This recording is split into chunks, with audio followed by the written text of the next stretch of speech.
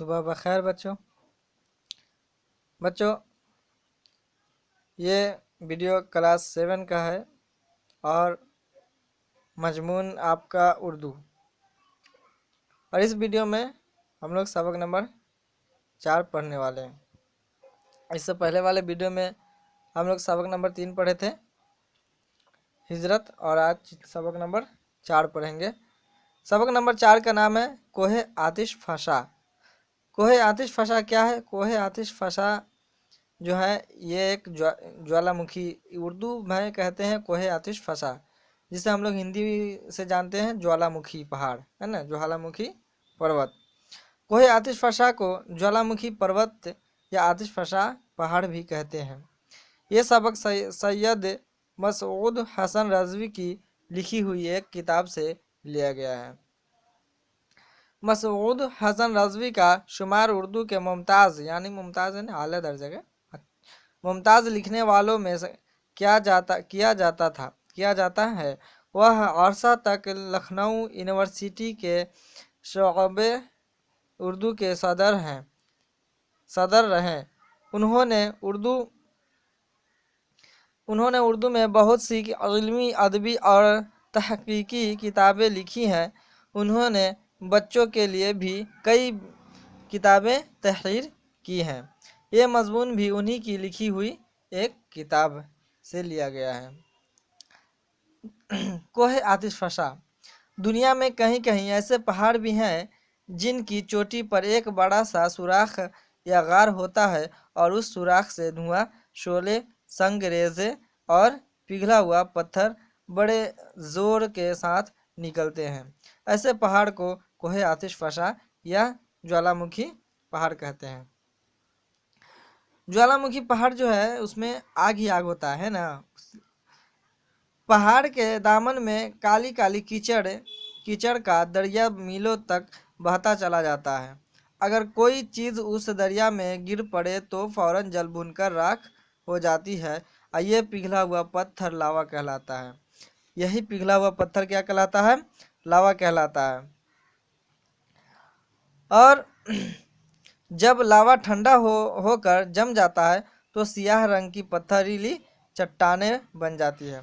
अब वही लावा जब वो ठंडा हो जाता है तो वो क्या बन जाता है? एकदम पथरीली चट्टान बन जाती है। तुम्हें ताजुब होगा कि पहाड़ों के अंदर आग कहाँ से आ गई, मगर ये कोई ताजुब की बात नहीं।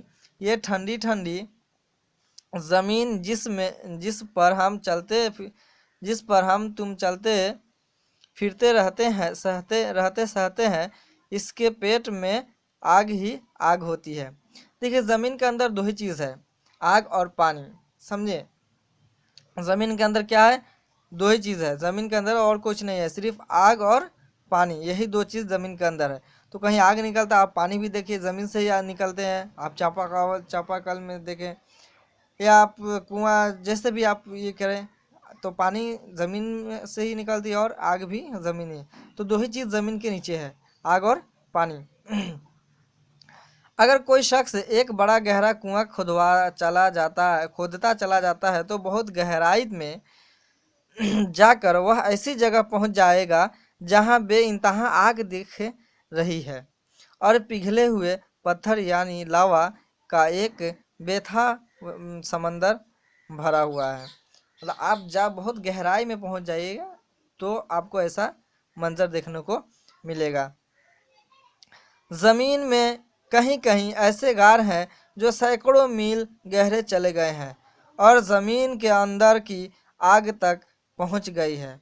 उन्हीं गारों से धुआं, शोले, पत्थर के टुकड़े और लावा निकलते हैं। लावा और पत्थर के टुकड़े गार के इर्द गिर्द जमा होते रहते हैं। यह सिलसिला बाज़ दफ़ा बरसों जारी रहता है, बहुत दिन तक चलता ही रहता है। लावा और पत्थर जमा होते होते बड़े पहाड़ बन जाते हैं।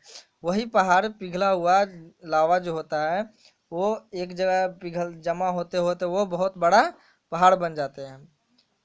उन्हीं को ज्वालामुखी पहाड़ या कोहे आतिश फशा कहते हैं। दुनिया में सबसे बड़ा ज्वालामुखी इटली के मुल्क में है, जिसका नाम वसुविस है। जिसका नाम वसुविस है। वसुविस।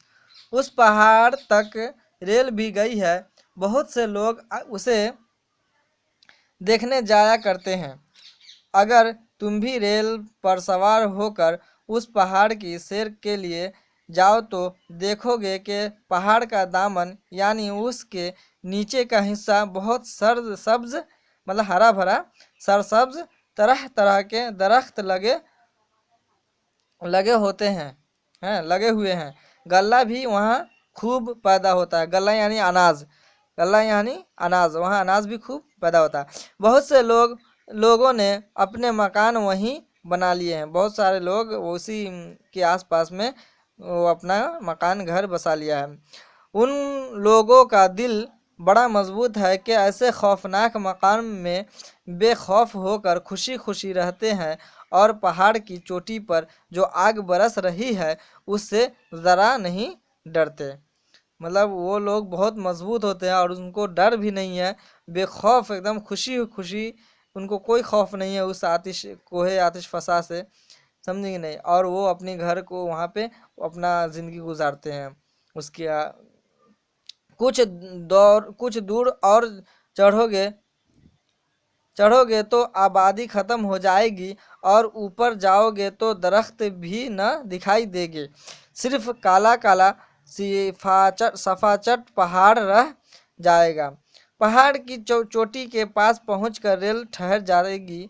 अगर गर्म पहाड़ का ध्याना यानी गर्म पहाड़ का मुआयना आप करना चाहते हैं, देखना चाहते हैं होगे तो कुछ दूर पैदल चलना पड़ेगा। ध्याने के